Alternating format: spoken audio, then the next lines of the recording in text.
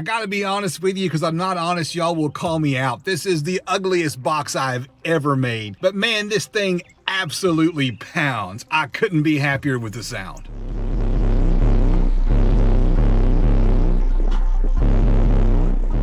Let's rewind and check it out.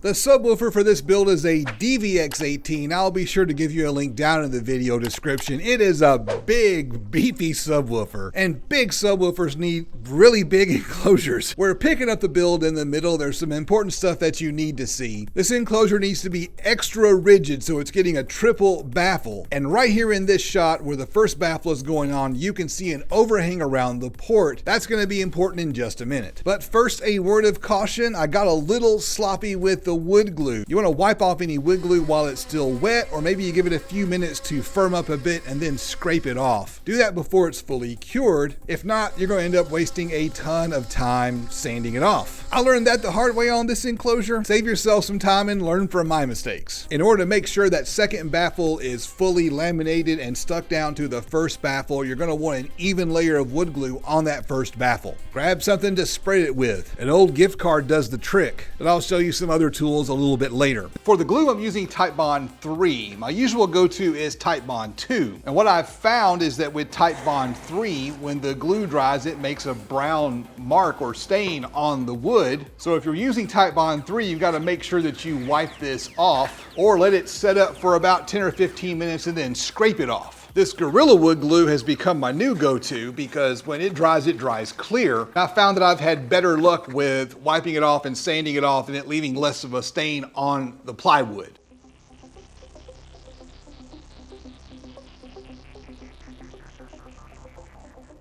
So here's something that I want you to notice. Whenever I nail these things down, I always start at a corner and get a corner lined up. And then I move to another corner and make sure it's lined up because I've got one point here that it'll pivot around. Typically, by the time I've done that, all the corners are right, or at least really close.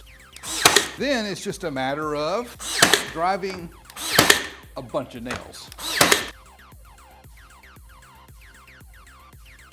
A mistake I made earlier, I didn't do a good job wiping off all my glue. Now I'm going to sand that, and that's going to be a lot of work. So I'm going to go ahead and make sure I get any glue squeeze out wiped off here. Need to let this piece sit and cure for about 30 minutes. This part right here is really important. The only way to make sure that all the pieces are going to line up perfectly is to grab the router and do some flush trimming. When I cut everything out on these baffles, I oversized the cuts so I could come back and just trim them flush to make sure they fit. You can go a long way with just being really careful when you make your measurements and make your cuts. But if your measurement is slightly off, say you're off by 1/8 of an inch, then something as simple as flipping a board over can cause a 1/4 inch worth of deviation. So a flush trim bit in a router is your best friend. For the port opening, I'm using a flush trim bit with a bearing on the end of the bit. For the speaker cutout, the inner baffle is slightly undersized, so I'm using a bit with a bearing on the shank end. I've always called this a bottom bearing bit, but when I was putting the video together, I was double checking the terminology because I know if I get the terminology wrong, someone's going to call me out down in the comments. And I found that some brands call this a top bit and this a bottom bit. They both can't be right. Tell me what you think down in the comments. Now for the outer baffle, once again, you need full glue coverage. You can use a silicone spreader like this. The glue is going to peel right off of the spreader when it dries. You could also buy something like this. This is a bottle with a roller on the end. I found that this is great if you use it all the time. If you don't use it a couple times a week, the glue gets dried and the little opening gets clogged and the roller doesn't roll smooth as the glue collects on the roller. It's hard to peel it off the roller after it dries on the roller. Who's got time for that? This baffle here has an oversized cutout so I can recess the driver. I think it was 19 inches. I do this because I think it looks better. It's purely an aesthetic choice. You don't have to recess your driver. And you need a little bit of glue squeeze out. A little bit's perfect. Right here, perfect amount of glue squeeze out.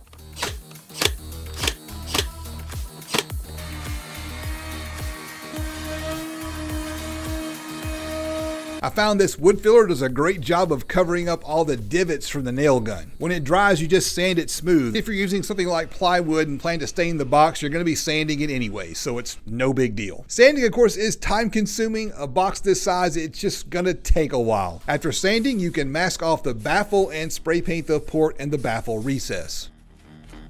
Am I the only one that finds peeling off masking tape to be oddly satisfying? I'm not alone, am I?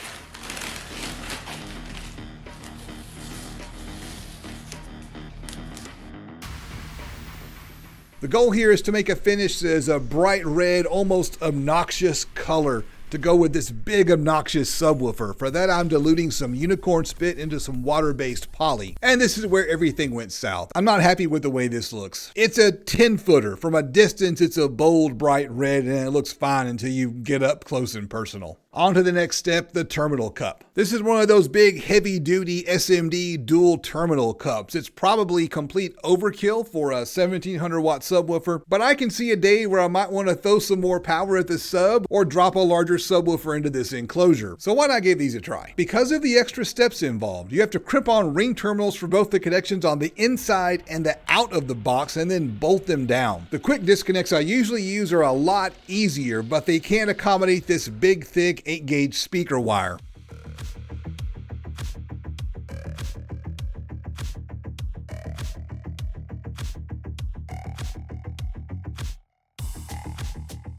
I recommend sticking on some gasket tape. You're going to want to do that before you bolt down your speaker wires. That'll make your life a lot easier.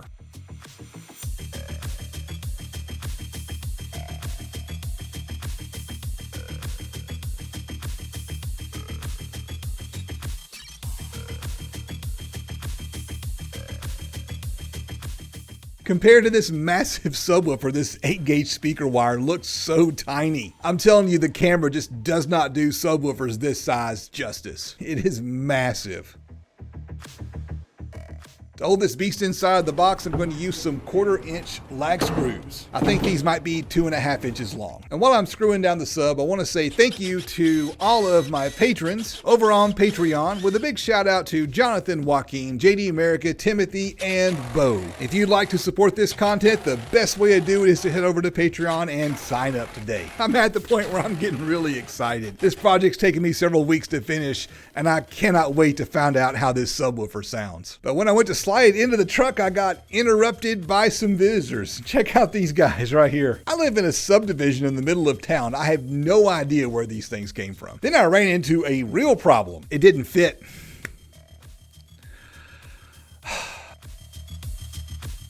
Turns out it was an easy fix. I just had to pop off the door panel. Let's play some music and I'll give you my subjective opinion about the sound before we see how loud it gets.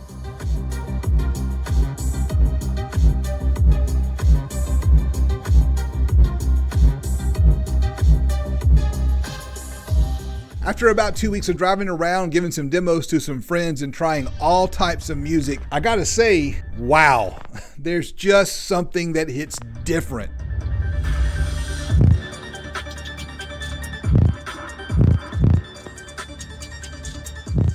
It's less about the sound and it's more about the feel. Everything just shakes. Plus, it's a lot cleaner than I expected. That was the first reaction that I got when I gave my very first demo. Wow, that's really clean. People expect bass from a big subwoofer to sound bad, and this sounded great.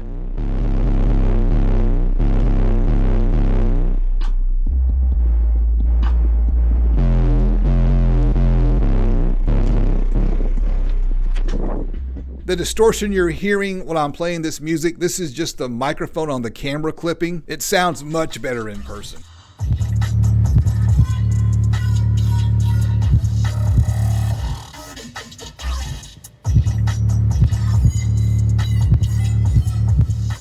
But it wasn't quite as loud as I expected. With all of the expense and effort, I'm going to be disappointed if I can't break a 140 with this sub. It also does not seem to blend really well with the mid bass, almost like it can't hit the upper bass frequencies. But when it comes to things like Bass Mechanic or Techmaster PEB or tracks like Bass I Love You, this sounds and feels amazing. It's like nothing I've ever personally built before.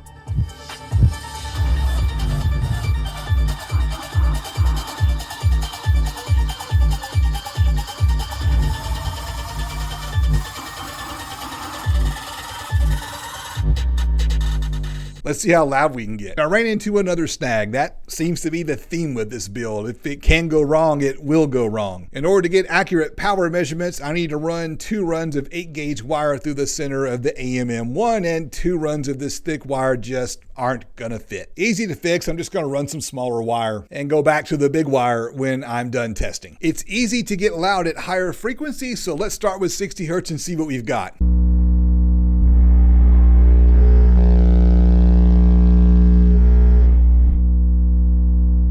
Okay, that's not looking good. I was hoping for a bit more than that. I do want to point out the power though. This amp is rated for 2300 watts. Other YouTubers have tested it. It can easily do 3000 on good electrical. And here we've pulled 2000 watts at 1.7 ohms. So I'm pretty happy with the amp. It's a JP23. I'll be sure to give you a link down in the video description. Let's try 50 hertz.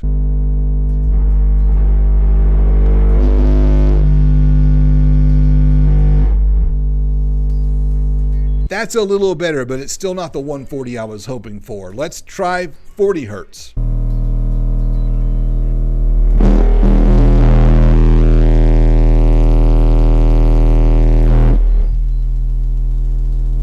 That's more like it. 143 dB at 40 hertz. And look at the power. That was only 880 watts after the impedance rise. I would love to see what this thing can do with a bigger amp. I don't usually do 30 hertz because most boxes that I build are tuned higher than 30 hertz. I don't like playing full tilt below the tuning frequency, but this box is tuned lower. Let's go for it.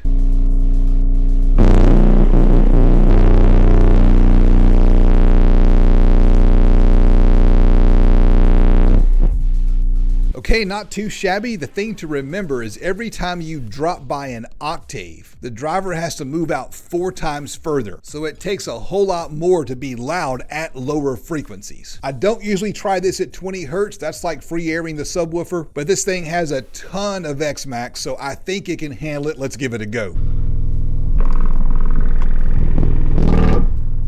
Woo!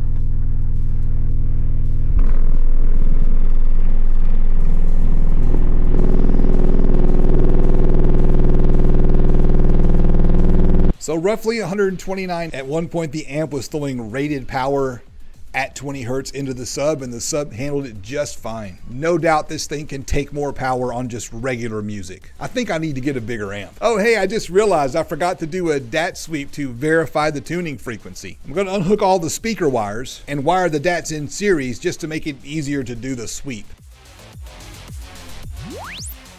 Okay, so good news, I got really close to my tuning frequency I was shooting for. It looks like we're around 30 hertz. Bad news, I got this funky wave at the bottom of this impedance plot, so clearly something is wrong. Nothing sounds wrong, it sounds just fine. I'll have to troubleshoot that in another video. To see the first video in this build series, click right up here. I'm Justin, this is the DIY Audio Guy YouTube channel, and I will see you on the next adventure.